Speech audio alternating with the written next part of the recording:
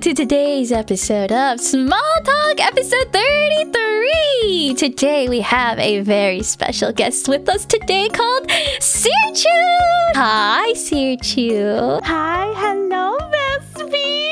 Can I ask you to introduce yourself to folks who might not know you? Yeah, hello, everyone. Hi. It's so nice to meet you. Hello, my name is Syr HERE. I am a high energy, mostly wholesome, little bit of chaotic variety streamer. I say that, but I play a lot of Souls games. Now that I've beaten all the Souls games, maybe I'm just gonna move on to Souls-like games. I just like sweating. What the hell? Playing really. You beat all of them? Yeah, that was like my goal for like my first year of streaming. So I beat all of the Souls games, and like I really like playing challenging single player games on stream. It was a lot of fun. Watching my chat be like, why are you doing this? And I'm like, I don't know, it just feels right. It feels right. And I'm like, chat, I hear you and I respect you, but I'm not gonna do The backseating, is that what you're talking about? Yeah. No, and they mean well, and like objectively speaking, they were correct. Of course, I'm like, I hear you, I do, but that's not how I would play if I'm being so honest. Everyone kind of has like a different definition of completing the game. What does it mean to complete the game for you? Because you said you've beaten all Souls games. Does that mean like you 100%ed it, or you beat all the bosses, or? For me personally, I don't like playing a game past its intended experience. So I'm definitely not like a completionist in the sense of like 100%ing games. Also, if you 100% Souls games, that's actually just masochistic. And I can like explain, I can explain why that is the case. To 100% a Souls game is actually like masochistic, and I just wouldn't do that on stream because I feel like that's just disrespecting my viewers' time, and it's just, I don't think it provides entertainment value. It's just, I think that is crazy. I think there's an audience for it. Yeah. But the way I view it is like, if I was an audience of like my own stream, that's not what I want to watch. I see. So it's not my content. It's not, if you want to watch a streamer 100% a Souls game, I'm sorry. It's just not gonna, you're not gonna find it on my channel. That is actually a beautiful mindset towards content creation to have, I think. Like, if you wouldn't watch it, why would you make that content? Like, if you wouldn't watch yourself, why make yourself do that content? That's so tasty little bits of wisdom there. Do you have other games you enjoy besides Souls-like? Okay, so in terms of games that I love to play, I love survival crafting games. Like Minecraft? Well, interestingly enough, not really Minecraft. So, Terraria! No, not Terraria! You literally named like the two. Yeah, the top two. I don't love. Stardew. Yeah, I love Stardew. I love. Okay, but that's a farming sim. But I love survival, I guess. Rust, the Forest. Oh, Valheim. Oh my god, I love Valheim. I love Valheim. I see. Ark Survival Evolved. Rust. Well, no, I haven't really played Rust yet. I'm kind of too scared to go about it alone. But like, you can invite another one. Did you play Rust? No, I haven't played it either, but I have the game. Wait, let's talk. Okay. I applied for this like VTuber Rust server. Oh no. Rust server, and I'm allowed to smuggle in a +1. Interesting. Yeah, let's talk. Let's see. But oh my god, I feel like I'm like kind of Ojama smashing whatever. I'm coming in unannounced. I mean, no, it's fine because I also like have never played Rust. And they still accepted me. I swear to God, it was a vibe check. They were so sweet. They like the owner like shut up on my Twitch channel and was like, hey, can you check your Twitter DMs? Like, how nice. And I'm like, oh, Pog, sure. And I think I just passed the vibe check, and they were like, yeah, let's get her in. Okay, that's good. Yeah, I'd love to check it out, but oh man, you know, I learned something. Especially after joining the Twitch creator club, Syr HERE. I kind of like sitting in my own corner, I feel like. when I play games, right, Sirchu, I think when I realized this when I was playing Schedule 1 with y'all yesterday, I just like finding my own thing, and then I end up doing that on my own. And I feel like when it comes to any server like that, I just end up going on my own little adventure. And it's so hard to situate to those kinds of environments. When you were playing Schedule 1, I was giggling. I was actually giggling to myself. I'm sure. I don't know if you heard it when you ran off with ZG to like expand our like social network, and you did your own thing. Honestly, I thought that was beautiful. ZG and I were like homing it out. We were like, "Yo, okay, that guy, he's gonna be our next addict. Let's go." It was so great. It was so beautiful, and I felt like it was like a team setting. It's what a company. It's what a good work environment is. You know. Yeah. I actually have I'm so used to like micromanaging people and being like, "Hey, can you do this thing? Can you do that?" I feel I'm so self-conscious because I worry that I'm gonna be so bossy. Like, like, can you please do this thing? Asking it a little like in a way that they understand. I'm not gonna force you to do it, but this would probably be cool if you did. I mean, if I was in like a corpo environment, if I was in a business environment, I would be less ooh-woo about it. It's just something that like I'm kind of aware of, that like different masks for different situations, right? In a professional setting, I'd be like, can you please do this thing? And when can you get that by? I just need an ETA. But I definitely don't want to carry that kind of mentality in a more casual setting.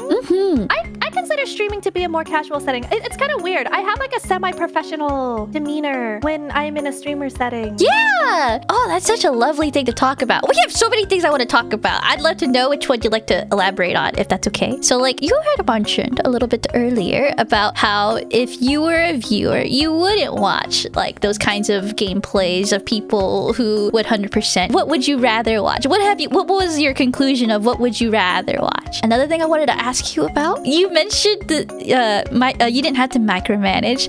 Is there like situations you feel like you have to micromanage people? You sound like someone who has somewhat of management duties. So there's so many stories there that I feel like would be fun to like scratch at. And then there's also professional versus casual. Oh, I love this topic. Oh. Yeah, so there's lots of questions here. So like if I miss any questions, like definitely just run it by me again. Oh boy, okay, yes ma'am. Your first question was asking like, I guess what it means for me to be like an audience. What would you enjoy as an audience member? This is definitely me projecting. This is not like I represent everybody. No, it's not like that at all. When I think about what I want to stream, I just want to have fun. Because what's the point if I'm not having fun?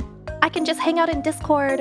And when I think about what I want to stream, I think about like what would be fun for me to stream and what would be fun to watch. I don't know what the people want. and so the next best thing is me pretending to be an audience. Like, oh, would this be fun to watch? Is this like, would this be fun for me to watch? Because if I can at least entertain myself, maybe there'll be other people like me who would find me fun, who would find me entertaining. And maybe that's like a small streamer mindset. Maybe that's like not really something like somebody destined for, I guess, like a bigger audience. That's not like the mindset someone should have if they want to like get big, you know? Ooh, no, I disagree. I disagree entirely. Like this is incremental growth, and this is totally sustainable and valid. It's not what you want to do if you want to grow fast, by all means, but this is exactly how you start establishing like your content, your branding, and your community. Like this is just, I don't know, if you follow how most creators hit virality, most of them just hit it from doing this very exact thing of just like figuring out what they like, figuring out what works, what doesn't work, and then also just discovering that they don't know what the audience wants. No, that's like so fair. Because it's not like, not every content creator is like a marketing expert who has like the know-how to collect that kind of data and then play into that data, right? Because not only is it a skill set to like find that data, but to like portray or how to like cater to that, right? It's like a separate skill set as well. And that's not me. I don't have a background in marketing. And even if I knew what the people want, is that like true to me? Is that authentic to me? I don't know. I think... So for me... Oh, sorry. No, go you're ahead. fine. Oh, please finish. I love you. Oh, no. I was just gonna say, like, for me personally, I like sweating in video games, and I want to watch people try hard in video games. I watch a lot of content creators, and some of them very cozy. They're very chill. They don't really talk too much. They have like a very gentle voice. It's kind of like just you're on a gondola ride. You're just watching, and you're there for the vibe. I think there's an audience for that, but it's also not me. Yeah. It's not me. It's not for me. I'm high energy. I like sweating in video games. I like try-harding. I like verbalizing my thought process for like when I'm learning a game, and I like analyzing game design. And so I will also put myself in a position to maximize the experience that the devs probably intended. I think I'm an empathetic, sympathetic person, highly, and I feel like I'm pretty good at understanding what kind of experience the dev is trying to create with their game. I see. And I think it's super fun to let myself experience the game as the dev intended. You're really good at seeking out intentions. Or rather, you're really good at processing things at a glance. Or at least that's the sense I'm getting. Is there a reason for that, you would say? I am a very emotional person, and I think that is also linked with, I guess, like my sensitive senses. I get that. How to put this into words. Yeah. So what I would say is because you're so in tune with your senses, it's easy for you to just pick out the more minute, like maybe changes of, I don't know, when it comes to identifying intentions from creators like game devs or writers or what have you. The reason there's like an analysis is because they don't tell you outright what they're meaning or what they're trying to get you to do. Yeah, it's like a puzzle, a reverse engineered puzzle. Yes! Yeah. Oh my god. You're like the best quality assurance person we could ask for. You just like go through our shit. All right, Miss Sensitive Lady, please tell us all the mistakes you're sensitive to. I'm definitely very sensitive to that kind of thing. Yeah. And I feel bad because like something that I learned about myself that I try to be like considerate of is that just because I have high standards and I'm like very sensitive to things doesn't mean other people are. And I try to be very conscious of unsolicited advice. I love you. So like, and this was like something that I learned about myself, and I had like a very awkward social experience that taught me that like, okay, maybe we don't give people unsolicited advice. Like maybe we wait until people ask. Yeah. It's like one of those like cringy social moments that keep you up at night. That like, hey, you remember that very awkward social moment? You want to think about it? You want to think about it like right before bed? And I'm like, no, can I just get some sleep? And Brain is like, nah, we're gonna make you watch it. When you're aware of how people receive your actions sometimes, it's like a blessing and a curse. And it's not things that people are like consciously doing either. Like sometimes you can just tell when you're making someone uncomfortable on accident. Like you bring up something or you just say something or I don't know. But those kinds of things, when we become really sensitive to it, I just feel like we end up also taking up a lot more responsibility than we need to. And even as creators, like that's hard because when we say shit. So I'm kind of curious, like for someone who's so sensitive to vibes, how do you read vibes from chat? Oh man. This is such a wonderful question because, how do I put this? My brain has a tendency and I am aware of that tendency. And so I have like active measures against that tendency. Yes! I'm so glad you understood what I meant because I kind of pulled that out of my ass. No. Okay, so this is how I understood it. I have, when you say tendency, I have habits of jumping to conclusions about people that I have to be like, okay, that first conclusion, not right. That second conclusion, probably also not right. I have to let myself be like, think of like 5 more conclusions, and that 6th one is probably a lot more believable than that first one. It's usually right. That's my active measure to deal with my overthinking. It just sounds similar, so I'm curious if that's something you are relating to. Yes! Okay, so let's say for example, just a hypothetical. Yes, go. Right? Somebody in chat is making a funny hee hee ha ha like jab with the elbow joke, or they're just being a little snarky. They're just being a little cheeky, right? Yeah. But But because it's their text, it's depending on how they wrote it. They can come off as an asshole. They can look like an asshole. Straight up. Thank God for emojis though, right? I know, right? But sometimes people are like so excited they're in the moment they don't have time to like put in the emoji, they don't care to, or it's not like in their skill set to do so, to like consider tone in their message. Yeah. So like in chat, like maybe they're just being a little cheeky, and like my tendency is to assume they're being an asshole. But I know that I have a tendency to assume that they're being an asshole. So actively, I'm like, no, just assume the best. Give them the benefit of the doubt. That's like something, I swear to God, if like my brain had sticky notes, that would be a sticky note, is give the benefit of the doubt.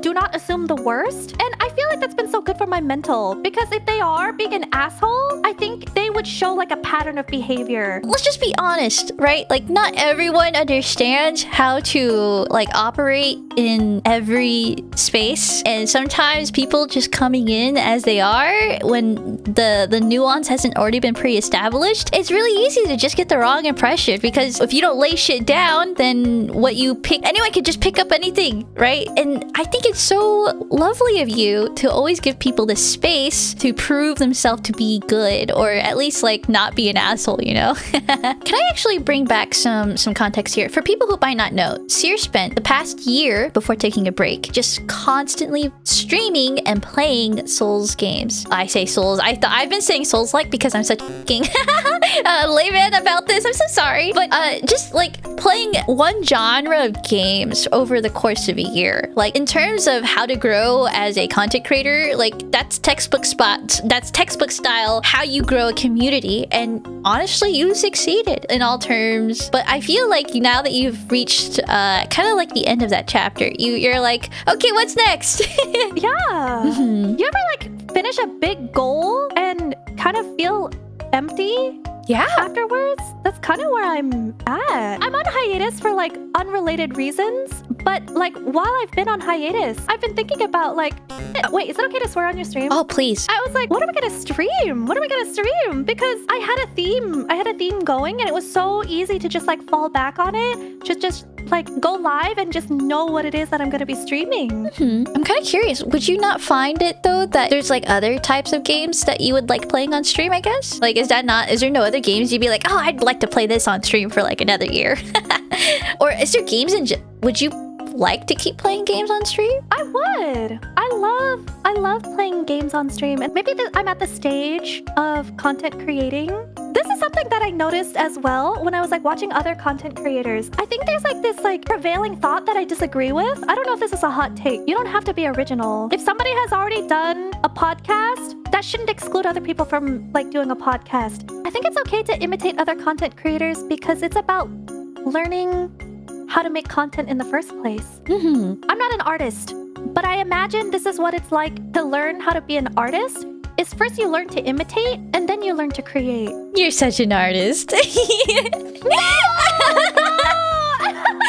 an artist, I can only say you've only spoken like an artist. I think people's idea of art is very, very interesting, because when you describe art and you actually start breaking it down into the nitty-gritty, in my opinion, anything that has a style can be could be determined as an art, like swordsmanship, editing, streaming, VTubing, and what have you. So even the way you're thinking, like breaking down information is an art, presenting information is an art, and I think even just speaking is an art. So would you say you're not an artist, but you'd imagine this is what it's like to be an artist? Like, you have that's exactly what art is. It's just imitating what you think is an art. Because at the end of the day, visualizing has always been how art has been interpreted from other people. You can draw something and it means something to you, but what it means to you cannot be completely transcribed to another person as much as you want. And so whatever you put into your work is simply the art that you create. That's my opinion. This is something that like I've always thought about, but I've never really talked about it with anyone before.